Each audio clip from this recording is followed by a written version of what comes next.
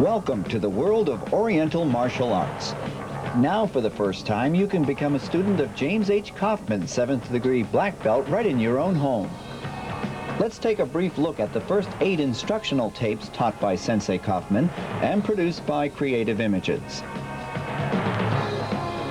Sensei Coffman begins tape 1 by explaining every aspect of Okinawan karate, from the formal bow to show respect to basic stances for proper balance.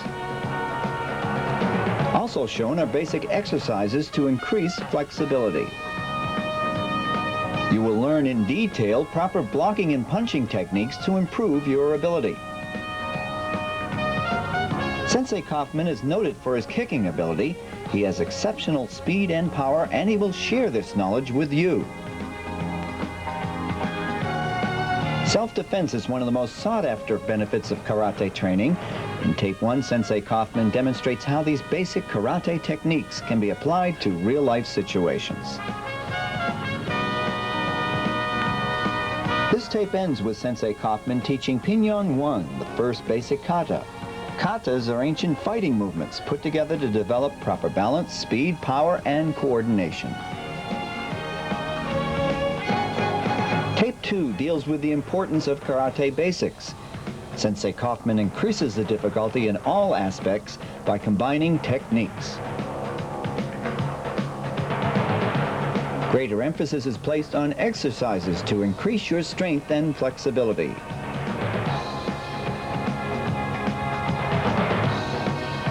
Karate techniques are brought to a level where students will progress to 3 or 4 move combinations.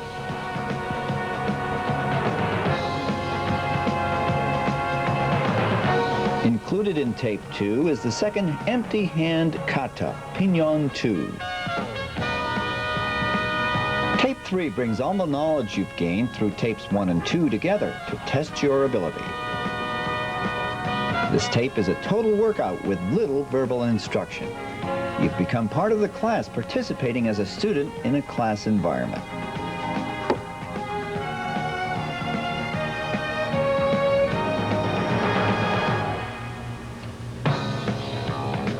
Tape 4 takes you into the world of Okinawan weapons. This tape deals especially with the bow. Sensei Coffman will explain all aspects of this weapon. He teaches drills, blocks, and strikes.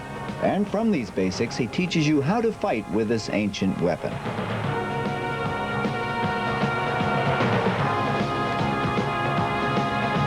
Tape 5 deals with the sais, which are small swords, another Okinawan weapon. This weapon was used primarily against the Japanese two-handed samurai swords.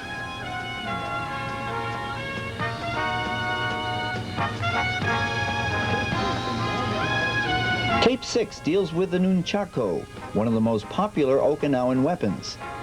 Anyone who has seen a Bruce Lee movie has been impressed with his ability to maneuver this weapon. Now, with Sensei Coffman, you can learn its proper use.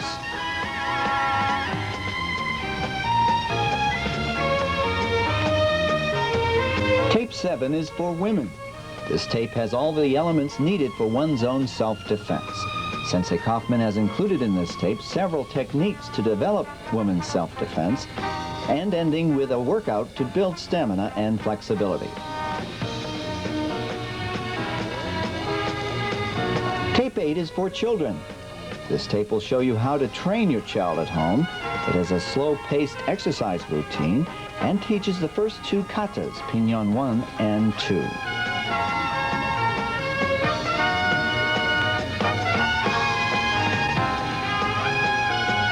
This series is for anyone who wants to learn karate, from the beginner to the more serious student. Buy your tapes from Creative Images for the best in martial arts instruction.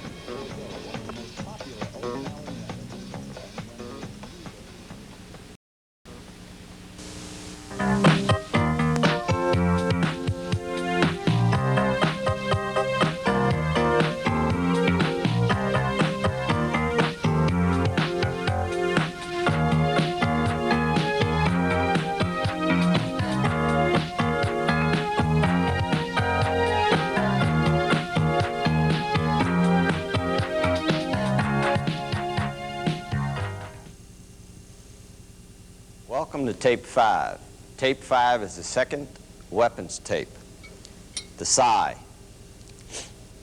Metal weapon. 3-pronged knife, short dagger, sword, called many different things. First, I'm going to tell you what size and how to pick out a pair of sai for yourself. The weapons are becoming more and more popular through the United States as the influx of more and more Orientals come into the States with more weapon knowledge. The sai, as best I know, originated from what they call the jute. The jute was a shorter sai, about this long, with only one prong, looked like that. And it was a distinguishing weapon or a piece of office. The sheriff or police department, their sergeants, their lieutenants and all carried what they call a jute, which looks like about that. You can still see them in the movies today. You can still see them in some of the martial arts stores, in some of the karate tournaments and such and so forth. The Okinawans, being the inventive people that they are, expanded on it. They said the jute, like that, is shorter, carried in the belt, and used to trap the sword or a bow or whatever the weapon was, carried in the hand as such, used as a blocking object on the arm, etc. So what they did was they expanded it and put a second fork on it. Now it did not matter how you picked it up, which side. You had 2 forks, one to trap, one to control each time. The knob on the end was the attacking projectile for the punch. The length was expanded to surpass the arm to ensure blocking coverage of the full arm of the person that's using it, plus added reach for jabbing, stabbing, and balance for throwing. Now, the proper length of a sai. You take your right or left hand, put the fork in it, bend the arm. It should come right to the end of your elbow, surpass a ½ inch to an inch, no more than 1 inch beyond the elbow. This is just about a ¼ inch shy. The handle itself is determined on the width of the fist. You place it in, you make your fist, your knob or your projectile at the end should be right at the end of the fist. The opposite part of the fist should be against the fork itself. If you have long fingers, you don't want your finger to surpass that, otherwise you would, of course, hit your finger. When you punch, you want the weapon itself to take the abuse. You place the weapon on the side of the arm so that when something is being struck at your face or the side of the body, you deflect said projectile with the sai itself. Now, sai come in a variety of shape, being the material made. Basically, they're all made of steel or iron, some chromed, some not chromed, some long, some short, some octagonal, some round, some half round. The fork itself should be at least the width of your hand in here. Normally, you have one fork that's slightly larger than the other, and that is the catching fork, the one in which the thumb itself traps, as such. So, there's normally 3 sai. One is the short one, which is carried in the belt. The sai is a blunt object for striking, chopping, a punching object, and a throwing object. When the person threw the sai or the sai was knocked out of the hand or taken away, the person drew the 3rd sai. In combat times back in the 17th, 16th century, when they were using the sai to actual combat for life situations, they carried 3 into battle. All right. We normally use 2 because that's what it's demonstrated today as. The sai is an extension of your hand. That's what it's used today. In the martial arts, it's used as an extension of your own body and a coordination and training tool and a tie to the true past. So, you have your basic punch where they roll back, where you're hitting with the ends of the sai itself. You have your block here, your hook, which you're actually striking here. You have a side strike, straight out and back. You have an overhand strike, out and back. Now, let's start with the basic strike. I want you to take the sai and place your thumb in the center of the fork. Raise the sai in front of you. This is the right hand. Drop your right thumb into the fork. Lift it up. Open the hand and let it fall to you. Take your index finger and run along where the handle was and the remaining 3 fingers on the opposite fork, pushing against the body. The sai itself now becomes pushed against the forearm. You want the sai to override the top of the hand so that when you block, it hits there instead of blocking against the body itself. It hits there. Both hands. So, your basic strike is straight out with a punch. Now, if you notice, you have to turn the hand sideways, otherwise the fork would drive into the side of the body. So you keep it sideways. The next is an open hand would be a side strike, an overhand strike, an inside strike or block, and a jab. That's your basic striking moves with a sai. So, we have the jab, we have the punch, we have the hook, and of course they are also a throwing object. They are thrown this way, or they are thrown up and then that way. We will not demonstrate that at this level. Now, we're going to go into a basic block. Here again, the body is divided into segments of 3, down, straight up, low, middle, or high. So, you're standing here. I want you to stand forward. Step forward with the left. Go into a full squat. Position your right hand on the body. Take your left hand to the shoulder and down block. Now, this is very similar to the basic down block that we were doing in tape 1 and 2, being empty-handed. The only difference is we were using the knife edge of the closed fist or the hammer fist as a blocking surface. Now, because we have a sai or a weapon in our hand, we want to take advantage of the weapon and not beat ourselves, our arms, or our hands up. So, this time when we block, we actually turn the palm outward, projecting the ridge of the block itself or the metal. So, you're back to a neutral. You step forward and down. And then the opposite side. Left and right. Going backwards. Ich, die, ein, sie. Very good. Now, each time that we do a drill or a technique with a sai, I want you to open the sai. The more you open and close the sai, the more familiar your body becomes with them, and the easier and smoother they become. So now all I want you to do is take the 2 thumbs, move it to the outside forks, flip them back, index, and down. So let's do the down block again. All right, open, flip back, and down. Let's try that a couple of times.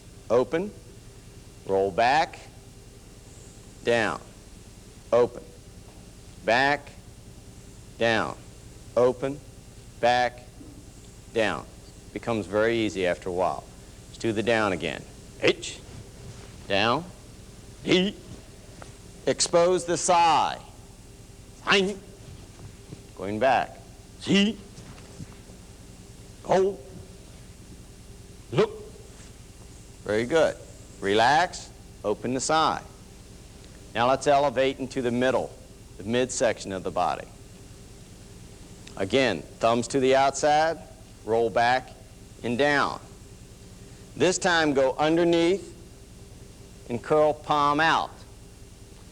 Underneath and curl palm out. Each time, underneath and palm out.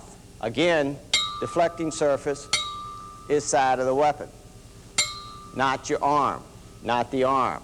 Always keep the side pressed tight against the arm and always let it override towards the elbow. Going back, under and across, under and across, under and across. Very good. Open. Let's try the straight again. Flip back and down. Left side. H. He. Sign. Going back. See. Go. Look. Very good. Drop. Open. Relax. Let's go into the up block. Same basic structure as the empty hand, but now you're using the advantage of a weapon, a projectile that is in the hand. And this could be a short piece of wood, could be even a Coke bottle or a soda bottle, anything. Piece of scrap metal, anything, an umbrella, a folded umbrella, you know, the short ones, anything that could run in the hand and down the body like that. That is something that you would deflect a blow on instead of taking it against the arm. So now we're going to go into the up.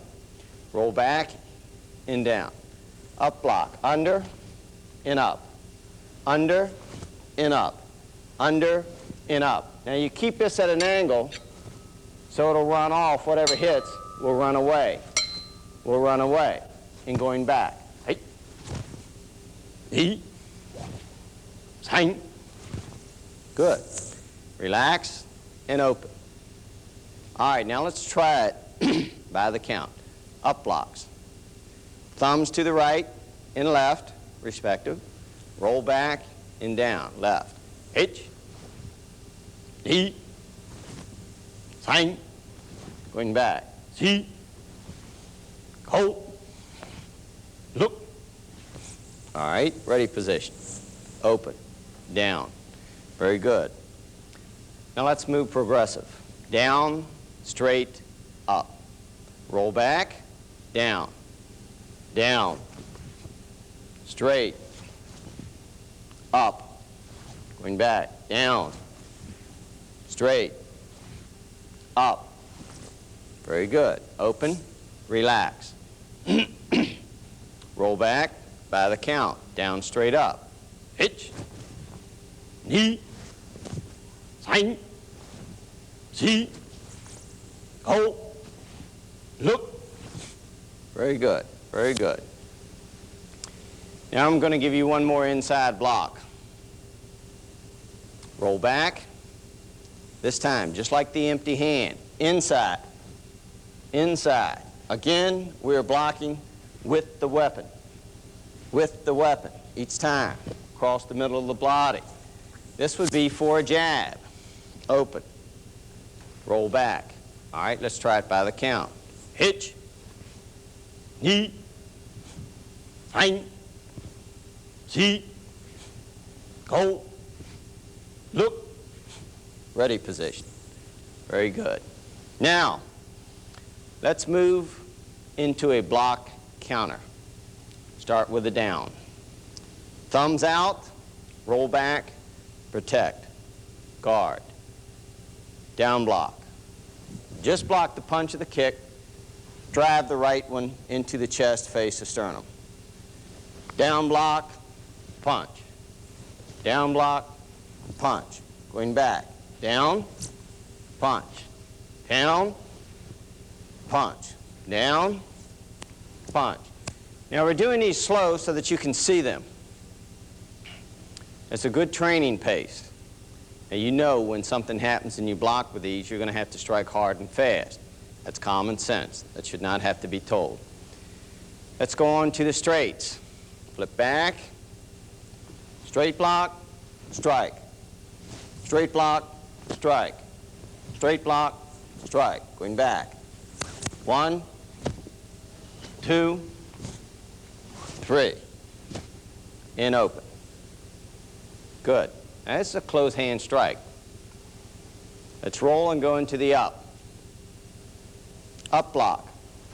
Strike. Up. Strike. Up. Strike. Going back by the count. H. Knee. Sign. Very good. Open and down. Now your hands are starting to get a little tired, but that's all right. They'll get very strong through this. Weapons make the hand strong, make the body coordinated, make the mind and body come together, unity.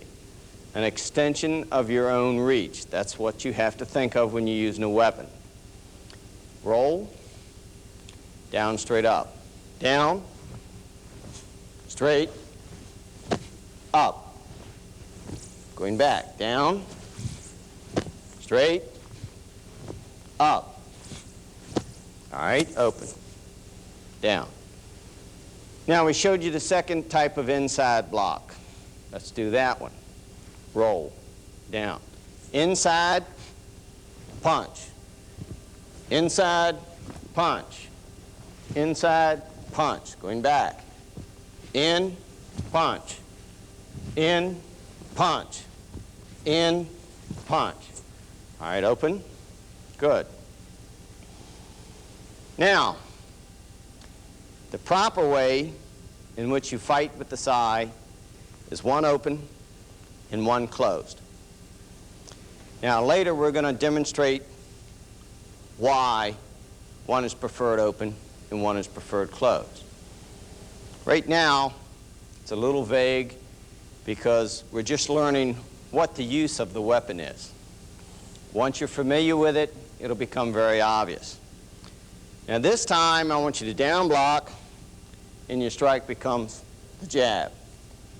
Down and jab. Down and jab. Now this is a much harder technique because you're reversing each time. Each time. This is an advanced move, okay, when you're doing the drills. But I figured I would throw this in so that you can see what's happening. Now, so you know that you have counters, no matter what type of block that you're using, closed. You know that we have the strikes to the sides, which we demonstrated in the kata, over, under, to the groin, under. And then, of course, now we have blocks and strikes. Block and strike, being open hand jabs. So, I'm going to take you into a couple of basic drills to familiarize yourself with the kata, with the sai itself. Then I'm going to bring out one of the black belts and I'm going to demonstrate some of the blocking techniques with it. Okay. Just to familiarize yourself with the sai, place the sai in front of you. Roll it back, open and open. All right? Let's try it. 1, 1, 1, 1. Down. Relax. Ich, ni, san, si. Okay? Now this time I closed one and opened one. See that? That was different.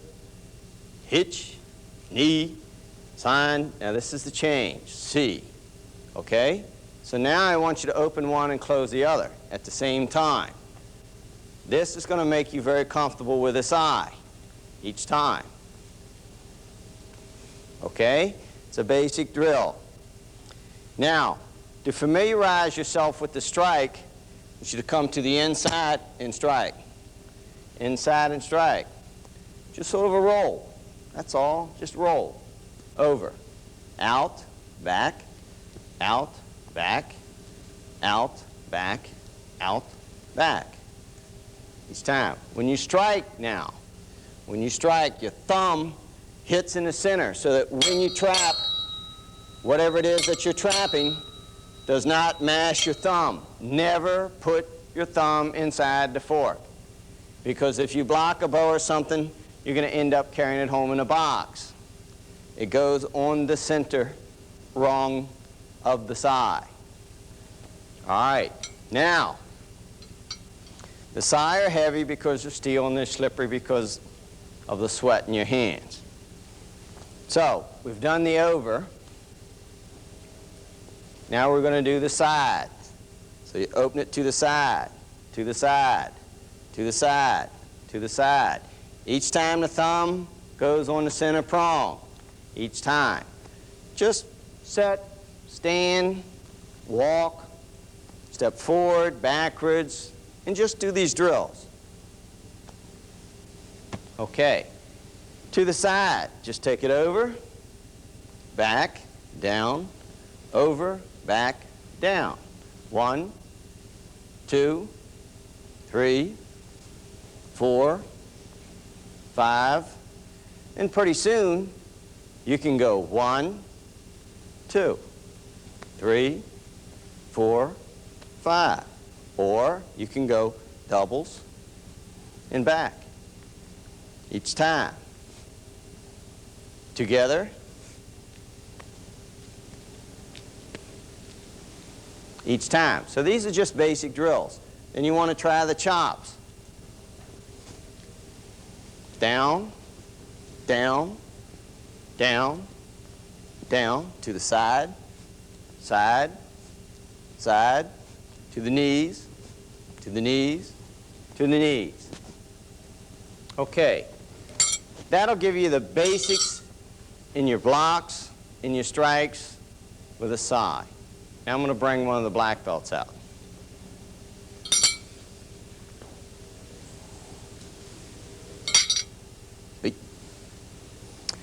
Okay, now, as we said, the preferred fighting is one open, one closed.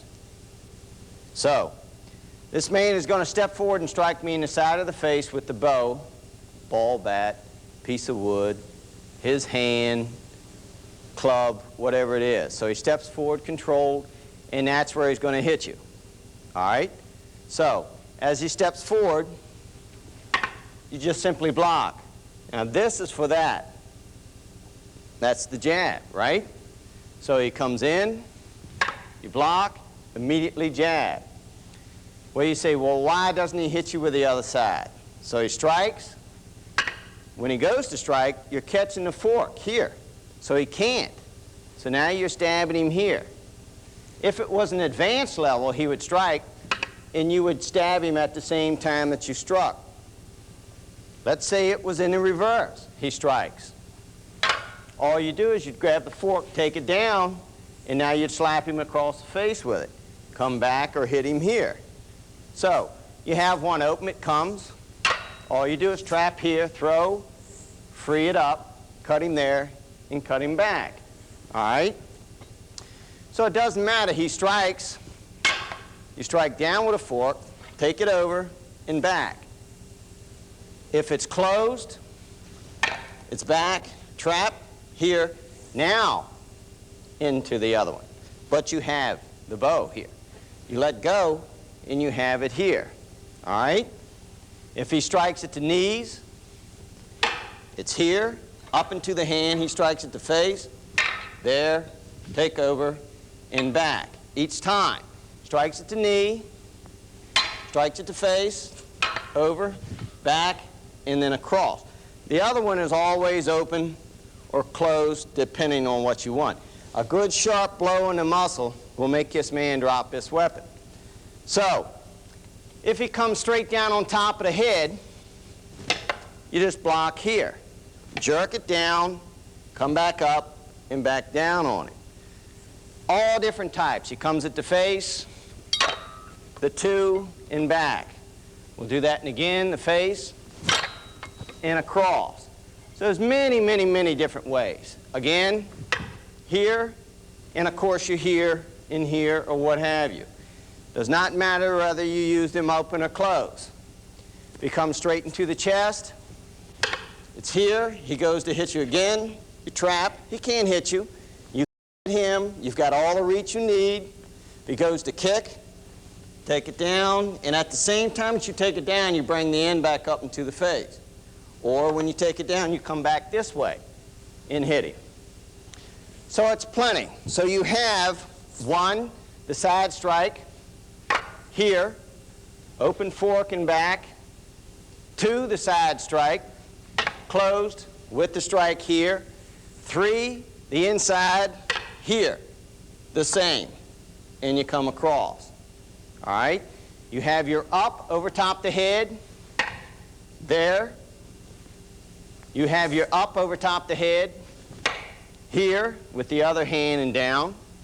And then, of course, we threw in the third one. Both forks up and across. Or a fifth to the side. So there's many, many, many different types of drills that you can learn. The main thing is that you learn to control and block. So, if a man strikes at the knee, you step back and you block here. If he kicks, see how just a stroke. This is steel. This leg is leg. So that's all it takes. If he goes to hit you with the other one, come across here. Then back into him here. So there's many, many, many different ways of drills and strikes. Okay, very good. Hey, thank you. The size of a very unique weapon. Takes a lot of work to get familiar with it and get comfortable with it, but it is a beautiful art form of Okinawan weaponry.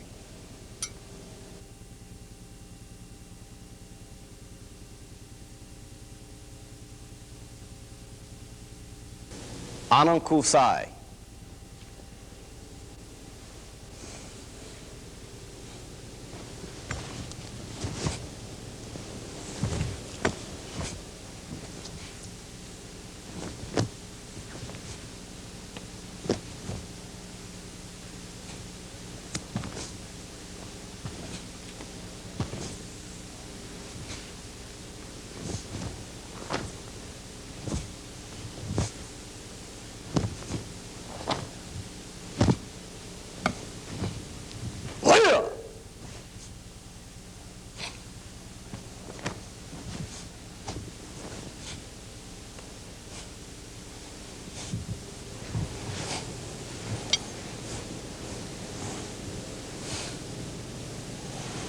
Okay, now let me explain each move of the kata.